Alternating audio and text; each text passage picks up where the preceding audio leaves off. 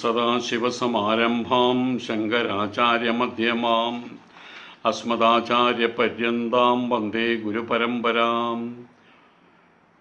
ഓം സഹനാവവതു സഹനോ ഭുനക്തു സഹ വീര്യങ്കരവാവഹൈ തേജസ്വിനാവതീതമസ്തു മാ വിദ്വിഷാവഹൈ. ഓം ശാന്തി ശാന്തി ശാന്തി. ഓം നമോ ഭഗവതേ വൈവസ്വതായ മൃത്യവേ ബ്രഹ്മവിദ്യാചാര്യായ നചികേതസേ ച. ഓം. അടുത്ത ശ്ലോകം, എട്ടാമത്തെ ശ്ലോകം. നരേണാവരേണ പ്രോക്തയേഷഃ സുവിജ്ഞേയോ ബഹുധാ ചിന്ത്യമാനഃ അനന്യപ്രോക്തേ ഗതിരത്ര നാസ്തി അണീയാൻ ഹ്യതർക്യമണുപ്രമാണാത്. നരേണാവരേണ പ്രോക്തയേഷഃ സുവിജ്ഞേയോ ബഹുധാ ചിന്ത്യമാനഃ അനന്യപ്രോക്തേ ഗതിരത്ര നാസ്തി അണീയാൻ ഹ്യതർക്യമണുപ്രമാണാത്. ബഹുധാ പല പ്രകാരത്തിലും ഉണ്ട്, നാസ്തി ഇല്ല, ഉണ്ട് എന്നുള്ളതിന് അസ്തി, നാസ്തി എന്ന് പറഞ്ഞാൽ ഇല്ല. ഇത് കർത്താവാണ്, കർത്തൃത്വമുണ്ട്, അകർത്താവാണ്, അകർത്തൃത്വമാണുള്ളത്. ഇങ്ങനെ പല രീതിയിൽ പലരും ചിന്ത്യമാനഃ യേഷഃ ചിന്തിക്കപ്പെടുന്ന, നാളുകളാൽ വിചാരിക്കപ്പെടുന്ന ഈ ആത്മാവ് അവരനായിട്ടുള്ള അഥവാ താണചിന്തയുള്ള നരനാൽ, മനുഷ്യനെന്ന് അഭിമാനിക്കുന്നവനാൽ, ഞാൻ ഈ ശരീര മനോബുദ്ധി ഉപാധികളാണ്, ഈ ഭൂതഗ്രാമമാണ് ഞാൻ എന്ന്, ഇത് എൻ്റെ ഒരു വസ്തുവല്ല, എൻ്റെ ഒരു സ്വത്തല്ല, മറിച്ച് ഇതാണ് ഞാൻ എന്ന് അഭിമാനിക്കുന്നവനാൽ പ്രോക്തഃ, അവനെ കൊണ്ട് ഉപദേശിക്കപ്പെട്ടാൽ സുവിജ്ഞേയഃ ന ഭവതി, ഇതൊരിക്കലും സുവിജ്ഞേയമായിട്ട് യഥാവിധം നല്ലവണ്ണം അത് അറിയാൻ സാധിക്കില്ല. അനന്യപ്രോക്തമായിട്ടുള്ള, അനന്യം വെച്ചാൽ അന്യമായിട്ടൊന്ന്, ഇതിൽ നിന്ന് വിട്ട് അന്യമായിട്ട് മറ്റൊന്നുണ്ട് എന്ന് ചിന്തിക്കുക പോലും ചെയ്യാത്ത ആളുകളുണ്ട്. അവരാണ് അദ്വൈതികൾ. അങ്ങനെയുള്ള അദ്വൈതികളായിട്ടുള്ള ശ്രോത്രിയന്മാരും ബ്രഹ്മനിഷ്ഠന്മാരുമായിട്ടുള്ള ആചാര്യനാൽ ഉപദേശിക്കപ്പെട്ടതല്ല എങ്കിൽ അത്ര ഗതി ന അസ്തി, ഈ ആത്മവിഷയത്തിൽ ഗതി പിടിക്കില്ല, ആത്മവിഷയത്തിൽ പ്രവേശനം കിട്ടില്ല. ആത്മവിഷയത്തിൽ പ്രവേശനം കിട്ടില്ല എന്ന് മാത്രമല്ല, പലപ്പോഴും അനാത്മവിഷയത്തിലേക്ക് കടന്നു ചെല്ലാനും ഇടയുണ്ട് ഇത്തരം കാര്യങ്ങളാവുമ്പോൾ.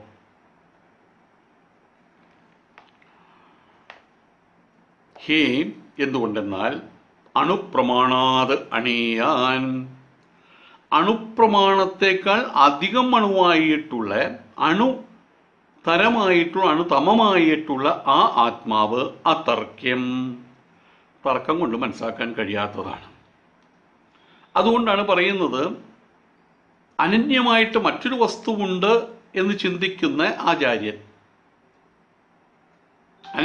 അനന്യമായിട്ടുള്ള അവസ്ഥ, അന്യമായിട്ട് മറ്റൊരു വസ്തു ഇല്ല എന്ന് ചിന്തിക്കുന്ന അദ്വൈത വേദാന്തി, അദ്ദേഹം അൺഫോൾഡ് ചെയ്യുന്ന രീതിയുണ്ട്, വളരെ മെത്തോഡിക്കലായിട്ട്, ശാസ്ത്രീയമായിട്ട്. അതിലൂടെ അല്ലാതെ മുന്നോട്ട് പോയി കഴിഞ്ഞാൽ തർക്കം കൊണ്ട്, യുക്തി വിചാരത്താൽ, പലരും ഇരുന്നു കൊണ്ടിങ്ങനെ യുക്തി വിചാരം നടത്തുന്നത് കാണാൻ പറ്റും. ശരിയാണോ തെറ്റാണോ, ഉണ്ടോ ഇല്ലയോ, എൻ്റെ അഭിപ്രായം ഇതാണെന്നൊക്കെ പറഞ്ഞു കളയും. കാലങ്ങളെയും ദേശങ്ങളെയും ജനപദ സഹസ്രങ്ങളെയും മറികടന്നു വന്ന പ്രമാണങ്ങൾക്ക് അവർ വില കൽപ്പിക്കില്ല. അത് ഒരു ദിവസം കൊണ്ടോ 2 ദിവസം കൊണ്ടോ 3 ദിവസം കൊണ്ടോ ഉണ്ടായതല്ല, ഏതൊരു പർട്ടിക്കുലർ സ്ഥലത്ത് പൊട്ടിമുളച്ചതല്ല, ഏതെങ്കിലും ഒരാൾ പറഞ്ഞു വെച്ചതല്ല, ഏതൊരു പർട്ടിക്കുലർ കാലത്തിൽ മാത്രം ഉണ്ടായി വേറൊരു കാലത്തിൽ അങ്ങനെയല്ല. ഇത് കാലങ്ങളെ കൊണ്ട്, ദേശങ്ങളെ കൊണ്ട്, ജനപദ സഹസ്രങ്ങളെ കൊണ്ട് കാലാകാലങ്ങൾ വേണ്ടുന്ന വിധത്തിൽ വിട്ടും തിരുത്തും വിട്ടുണ്ടായിരിക്കാം പൂർവ്വസൂരികളെ മഹർഷീശ്വരന്മാർ. അങ്ങനെ ഊതിക്കാച്ചിയെ പൊന്നുപോലെ നിത്യശുദ്ധ ബുദ്ധ മുക്തമായിട്ടുള്ള ഈ അവസ്ഥയെ നമ്മുടെ മുമ്പിൽ വെച്ച് തന്നിട്ടുണ്ട്. അതിനെക്കുറിച്ച് തർക്കം നടത്തിയിട്ട് കാര്യമില്ല. അതിന് പ്രമാണത്തിൽ സംശയം തോന്നി കഴിഞ്ഞാൽ പിന്നെ എത്രയുള്ളൂ, സംശയാത്മാ വിനശ്യതി. അതിന് മുമ്പ് പറഞ്ഞത് അയാൾ നശിച്ചു പോകുമെന്ന് പറയാനുള്ള കാരണം അതാണ്. ഭാഷ്യം നഹേ നരേണ മനുഷ്യേണ അവരേണ പ്രോക്ത അവരേണ ഹീനേന പ്രാകൃത ബുദ്ധിന ഇത്യേതത് ഉക്ത. ഇപ്പോൾ നീ ചോദിക്കുന്ന ഈ ഒരു ആത്മവിഷയമാർന്ന ആത്മാവിനെ സംബന്ധിച്ചിട്ടുള്ള കാര്യങ്ങൾ, പ്രാകൃത ബുദ്ധിയായിട്ടുള്ള മനുഷ്യനെന്ന് അഭിമാനമുള്ളവനായിട്ടുള്ള പ്രാകൃത ബുദ്ധിയായിട്ടുള്ള ആള്, താൻ ഈ ഭൂതഗ്രാമമാണെന്ന് ചിന്തിക്കുന്നയാൾ, അങ്ങനെ ഒരാൾ ഉപദേശിച്ചു തന്നു കഴിഞ്ഞാൽ എവിടെ എത്തും കാര്യങ്ങൾ? ഈ കാണുന്നതും കേൾക്കുന്നതുമായിട്ടുള്ള പ്രപഞ്ചം അതിൻ്റെ ഒരു ഭാഗമാണ് ഈ നമ്മുടെ ഈ കാണുന്ന ഭൂതഗ്രാമം. അതാണ് പരമ സത്യം എന്ന് വെച്ച് കഴിഞ്ഞാൽ എൻ്റെ അർത്ഥം എന്താ? ബ്രഹ്മത്തിന് 100 വയസ്സ് വരെ ആയുസുള്ളൂ എന്നർത്ഥം. പല ഗുരുക്കന്മാരും അവിടെ പഠിപ്പിക്കുന്നത്, ശിഷ്യന്മാർ പഠിപ്പിക്കും നമ്മുടെ ഗുരുവാണ് ബ്രഹ്മം. അത് കറക്റ്റാണ്, അത് ശരിയാണ്. എല്ലാം ബ്രഹ്മതത്വം തന്നെയാണ്. എല്ലാത്തിൻ്റെയും അൾട്ടിമേറ്റ് ബ്രഹ്മതത്വമാണ്. അപ്പൊ ഗുരുവാണ് ബ്രഹ്മം, ശരിയാണ്. ബ്രഹ്മം എന്ന് പറഞ്ഞാൽ ഗുരുവാണ് എന്ന് പറഞ്ഞാൽ തെറ്റാണ്. എന്താണ് ഈ ബ്രഹ്മം? ദേയിരിക്കണു ബ്രഹ്മം. ബ്രഹ്മത്തിന് എത്ര വയസ്സായി? 80 വയസ്സ്. ഇനി എത്ര കാലം ഉണ്ടാവും? ഡോക്ടർമാർ പറഞ്ഞ് 1-2 വർഷം ഉണ്ടാവുള്ളൂ എന്ന്. അത് കഴിഞ്ഞാൽ ബ്രഹ്മം അന്തരിച്ചു. പത്രത്തിൽ ന്യൂസ് വരും, ബ്രഹ്മം കാലഗതിയെ ചെയ്തു, ബ്രഹ്മം അവസാനിച്ചു, ഭൂമിയിൽ നിന്ന് പോയിത്രേ. സർവാത്മഭാവം, സർവം ബ്രഹ്മം എന്നുള്ള ഭാവം വരുമ്പോൾ ഗുരു ബ്രഹ്മമാണ്, ശിഷ്യനും ബ്രഹ്മമാണ്, അവർക്ക് പാല് കൊടുക്കുന്ന പശുക്കളും ബ്രഹ്മമാണ്, അതിന് തീറ്റിപ്പെടുന്ന വേലക്കാരും ബ്രഹ്മമാണ്, ആ വീടും ബ്രഹ്മം, സർവവും ബ്രഹ്മമാണ്. ഏതെടുത്ത് അവസാനം പരിശോധിച്ചാലും അൾട്ടിമേറ്റ്ലി ആ കഥ നമ്മളിവിടെ പറയും, സദസദ് വിവേക പ്രക്രിയയിലൂടെ പറയും. സർവം ബ്രഹ്മമാണ്. അപ്പൊ ഗുരുവും ബ്രഹ്മമാണ്. പക്ഷെ ബ്രഹ്മം ഗുരുവല്ല എന്ന് സാരം. നമ്മളെ ഏത് തരം മാല എടുത്തു കഴിഞ്ഞാലും അത് സ്വർണമാണ്. സ്വർണം എന്ന് പറഞ്ഞാൽ മാലയല്ല. കുടം മണ്ണാണ്, മണ്ണെന്ന് പറഞ്ഞ കുടമല്ല. അപ്പൊ കാര്യത്തിന് കാരണത്തിൻ്റെ അപേക്ഷ വേണം, കാരണത്തിന് കാര്യത്തിൻ്റെ അപേക്ഷയില്ല. വഴിയെ നമുക്ക് മനസ്സിലാക്കാൻ കഴിയും. അപ്പം അങ്ങനെ ഒരാൾ ഉപദേശിച്ചു തന്നു കഴിഞ്ഞാൽ അയാൾ എന്താ ഉപദേശിച്ചു തരിക? അയാളെ സംബന്ധിച്ചിടത്തോളം പറയും 2 കൈ 2 കാല് 2 കണ്ണൊക്കെ ഉള്ളതാണ് ബ്രഹ്മം എന്ന് പറഞ്ഞു കളയും. അത്ര തന്നെ. നമ്മളെക്കാൾ കുറച്ചുകൂടി വലിപ്പമുണ്ടെന്നൊക്കെയും പറയും. എന്നിട്ട് ചില രൂപങ്ങളൊക്കെ വരച്ച് കാണിക്കും, അത് ഇന്ന സ്ഥലത്തിരിക്കേണ്ടതെന്നൊക്കെയും പറഞ്ഞു കളയും. ഭാഷ്യം യേശ ആത്മാ യം ത്വം മാം പൃച്ഛസി നഹി സുഷ്ടു സമ്യക് വിജ്ഞേയോ വിജ്ഞാതും ശക്യഃ യസ്മാത് ബഹുധാ അസ്തി നാസ്തി കർത്താകർത്ത ശുദ്ധോ ശുദ്ധഃ ഇത്യാദി അനേകതാ ചിന്ത്യമാനഃ വാദിഭിः വാദികളായിട്ട് താർക്കികന്മാർ അവരാലിങ്ങനെ ഈ ആത്മാവിനെ കുറിച്ച് ഇങ്ങനെയൊക്കെ പറയുന്നുണ്ട്. അതിനെക്കുറിച്ച് വാദിക്കുന്ന ആളുകൾ പറയും ഉണ്ട്. അപ്പോൾ വേറെ ആൾ ഉണ്ടെങ്കിൽ ഒന്ന് കാണിച്ചുതാ, ഉണ്ടെങ്കിൽ അതൊരു ഉണ്ടയായിട്ടിരിക്കണ്ടേ അല്ലേ, ഒന്ന് കാണിച്ചുതാ. അപ്പോൾ വേറെ ആൾ പറഞ്ഞു ഇല്ലാണ്ട് പിന്നെ എങ്ങനെ ഉണ്ടാവുക? വെറുതെ വാലും തുമ്പുമില്ലാത്ത ചർച്ചകൾ, ഉണ്ടെന്നും ഇല്ലെന്നും. പൂർവ്വസൂരികളുടെ മുമ്പ് പറഞ്ഞ പോലെ മഹർഷീശ്വരന്മാരുടെ ആദേശ ഉപദേശത്തെ അതേപടി മനസ്സിലാക്കാതെ അതിനെ അനുഭൂതിയാക്കി മാറ്റാതെ കാലങ്ങളെയും ദേശങ്ങളെയും ജനപദ സഹസ്രങ്ങളെയും കടന്നു വന്നിട്ടുള്ള സത്യസങ്കല്പങ്ങൾക്ക് പുറകിൽ, അതിൻ്റെ നിലനിൽപ്പിന് പുറകിൽ ഒരിക്കലും സംശയഹിതമായിട്ടുള്ളൊരു വസ്തുതയല്ല ഉള്ളത്, സംശയരഹിതമായിട്ടുള്ള വസ്തുതയുള്ളത്. അർത്ഥശങ്കയ്ക്ക് ഇടയില്ലാത്ത വിധത്തിലാണ് ഉപനിഷത്ത് കാര്യങ്ങൾ എഴുതിയിട്ടുള്ളത്. ഒന്നുകൂടി വ്യാഖ്യാനിച്ചിട്ട് ബ്രഹ്മസൂത്രം അതിലൂടെ കടന്നു പോയാലേ നമുക്കത് മനസ്സിലാക്കാൻ കഴിയുള്ളൂ. അപ്പോൾ ഉണ്ട് ഇല്ല എന്നുള്ള വാദങ്ങൾ, ആത്മാവ് കർത്താവാണ്, ആത്മാവ് അകർത്താവാണ്, അതിൻ്റെ പേരിലുള്ള അടിപിടി. ആത്മാവ് ശുദ്ധനാണ്, അശുദ്ധനാണ്, അതിൻ്റെ പേരിലുള്ള അടിപിടി. ഇങ്ങനെയൊക്കെ വിചാരിക്കുന്നുണ്ട് ആളുകൾ, ഇങ്ങനെ വിചാരിക്കുന്നുണ്ട്. കഥം പുനഃ സുവിജ്ഞേയ ഇതി ഉച്യതേ. എന്നാൽ പിന്നെ ഈ ആത്മാവിനെ വേണ്ടുന്ന വിധത്തിൽ അറിയുന്നത് പ്രകാരമാണ്. വേണ്ടാത്ത വിധത്തിൽ ഇത് എങ്ങനെയൊക്കെ അറിയാൻ പറ്റും? വേണ്ടുന്ന വിധത്തിൽ അതിലെങ്ങനെയാണ് അറിയുന്നത്? അനന്യപ്രോക്തേ അനന്യേന അപൃഥഗ്ദർശിന ആചാര്യേണ പ്രതിപാദ്യ ബ്രഹ്മാത്മഭൂതേന പ്രോക്തേ ഉക്തേ ആത്മനി ഗതിഃ അനേകതാ അസ്തി നാസ്തി ഇത്യാദി ലക്ഷണാചിന്താഗതിഃ അത്ര അസ്മിൻ ആത്മനെ നാസ്തി ന വിദ്യതേ സർവവികൽപഗതി പ്രത്യസ്തമിതത്വാദാത്മനഃ. സർവാത്മവാദിയായിട്ടുള്ള അദ്വൈതിയായിട്ടുള്ള ഒരു ആചാര്യൻ,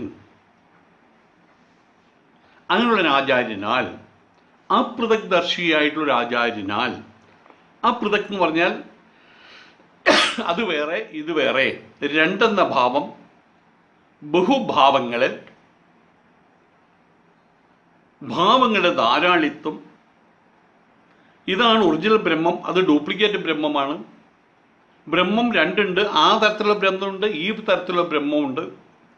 ബ്രഹ്മം അനേകമാണ് എന്ന രീതിയിൽ പറയുന്ന ആളുകളെയാണ് ഇവിടെ പൃഥഗ്ദർശി എന്ന് പറയുന്നത്. അവരൊരു ഡൈവേഴ്സിറ്റി ചിന്തയുണ്ട്. അങ്ങനെയും ഇങ്ങനെയും അങ്ങനെയും അങ്ങനെയും.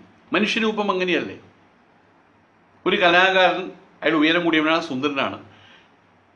വേറൊരു കലാകാരൻ അയാൾ മുടി നീട്ടി വളർത്തിയവനാണ്, തടിയനാണ് എന്നൊക്കെയും പറയുന്ന പോലെ, അതല്ലെങ്കിൽ ആനയെക്കുറിച്ച് വലുതുണ്ട്, ചെറുതുണ്ട്, കൊമ്പുള്ളതുണ്ട്, കൊമ്പില്ലാത്തതുണ്ട്, ഉയരം കൂടിയതുണ്ട്, ഉയരം കുറഞ്ഞതുണ്ട് എന്ന് പറയുന്ന പോലെ ബ്രഹ്മത്തെ വിവിധമായിട്ടുള്ള രൂപത്തിലൂടെ കാണുന്ന ആളുകളെയാണ് നമ്മൾ പറയുന്നത് പൃഥഗ്ദർശി എന്ന് പറയുന്നത്. അങ്ങനെ കാണാത്തവരാണ് അപൃഥഗ്ദർശി. അങ്ങനെ ഒരു ആചാര്യനാൽ പറയപ്പെട്ടാൽ ഈ ആത്മതത്വത്തെക്കുറിച്ചുള്ള സംശയങ്ങൾ ഉണ്ടോ ഇല്ലയോ, നാസ്തിയാണോ അസ്ഥിയാണോ നാസ്തിയാണോ, കർത്താവാണോ അകർത്താവാണോ എന്നുള്ള സംശയങ്ങൾ ഇങ്ങനെയുള്ള ആളുകൾ പറയപ്പെട്ടാൽ അതിൻ്റെ പേരിലുള്ള വികല്പങ്ങൾ, അതോ ഇതോ എന്നുള്ള വികല്പങ്ങൾ അത്രയും ബാക്കി ഒട്ടും നിൽക്കാതെ നശിച്ചു പോകും. ഇവിടെ പരമ്പരാ സ്തുതിയാണ് നമ്മൾ പറഞ്ഞു, സമ്പ്രദായ സ്തുതി നടത്തുകയാണ് ഇവിടെ. ഇനി വിദ്യാസ്തുതിയുണ്ട്. ഇതെല്ലാം കഴിഞ്ഞിട്ട് വേണം നമ്മുടെ കാര്യത്തിലേക്ക് കടക്കാൻ എന്ന് സാരം.